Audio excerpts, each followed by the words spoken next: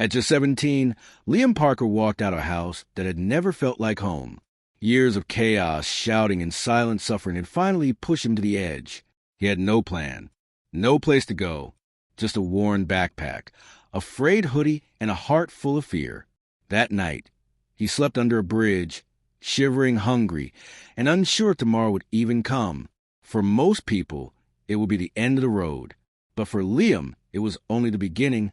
Every morning, Liam cleaned up in gas station bathrooms just to look presentable. And then he went to the only place he could truly learn for free, the public library. There, in a quiet corner, he taught himself how to code, HTML, CSS, JavaScript. He didn't have a teacher, just internet access and a drive most people couldn't see. While others saw a homeless teen, Liam saw a doorway out. And through that screen, he started building the future no one thought he'd ever have. Liam had no job, no place to be, but he had one thing, curiosity. One afternoon, he stepped into a quiet, family-run bakery just to get out of the cold. Behind the counter, the owner, exhausted and frustrated, was struggling with her old computer. Her website wouldn't load, and she couldn't afford to hire anyone. Liam hesitated, then spoke. "I've been learning web design at the library. I could try fixing it. No charge." She looked at him, skinny, nervous, wearing a worn-out hoodie.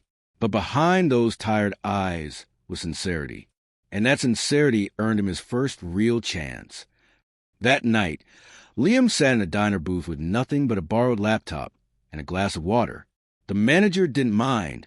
He'd seen Liam coming before. Quiet, focused, never caused trouble.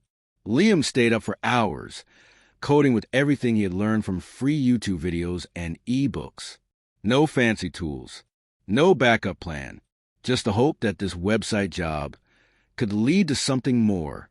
His stomach growled, his eyes burned, but he didn't stop, because for the first time in months, he was building something that might just change his life. When the bakery owner smiled at his finished work and said, "You're good at this," something shifted in Liam.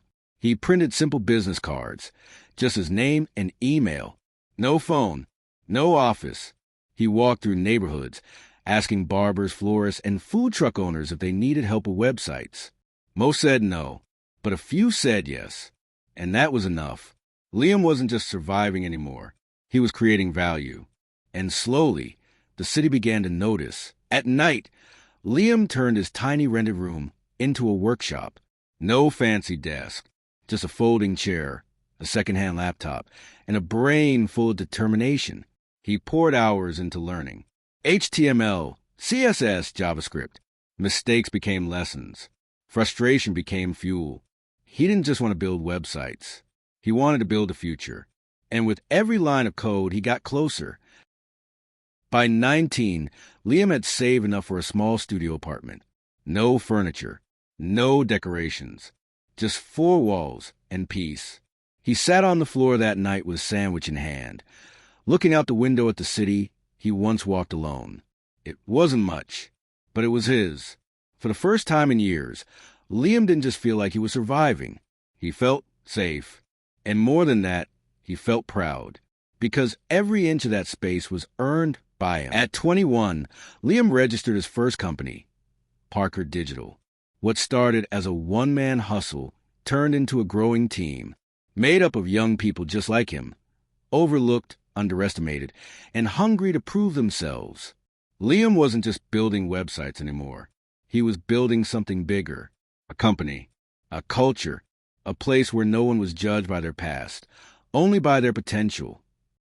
By 27, Parker Digital had passed $10 million in revenue, but money was never the goal. Liam used his success to create scholarships, teach digital skills, and fund community centers with tech labs.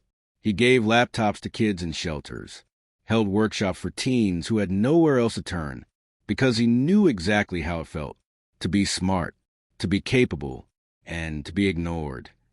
Years later, Liam returned to the place where his journey began. The same bridge, the same cold. But this time, he stood tall, no longer lost, no longer broken. He didn't cry.